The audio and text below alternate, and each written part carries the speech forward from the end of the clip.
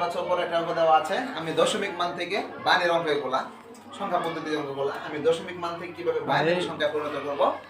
আমি দেখতে পাচ্ছি এখানে 25 দেওয়া আছে দশমিক সংখ্যা এটা। আমি এটা থেকে বাইনারি যাব। তো আমি এই 25 সংখ্যাটা আমি লিখব। লেখার পর আমি 25 থেকে কি করব, বাইনারি সংখ্যা বের করব। আমি সর্বপ্রথম যেহেতু বাইনারি ভিত্তি হচ্ছে 2, আমি 2 দিয়ে ভাগ করব। 2 দিয়ে ভাগ করব। 2 দিয়ে কি 25 ভাগ করতে হবে।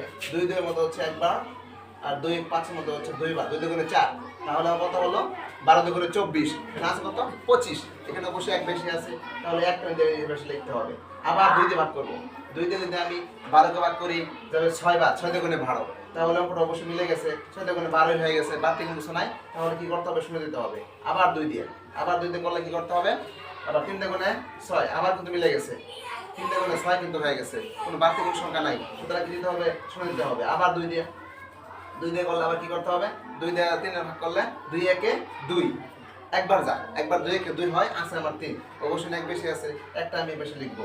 আবার 2 দিয়ে লিখলে কি হবে, 2 একবার যায় না, এই জন্য কি করতে হবে, শূন্য দিতে হবে। 2 শূন্য শূন্য হয় না, আছে কত আমার 1, এই একটা এখানে দিয়ে দিতে হবে। এই হচ্ছে সিম্পল। এই মানগুলো আমার হচ্ছে বাইনারি মান আমি দেখাচ্ছি। সুতরাং দিয়ে লিখবা যে নিচ থেকে লিখতে হবে, নিচে থেকে লিখতে হবে 1 1 করে 0 0 1।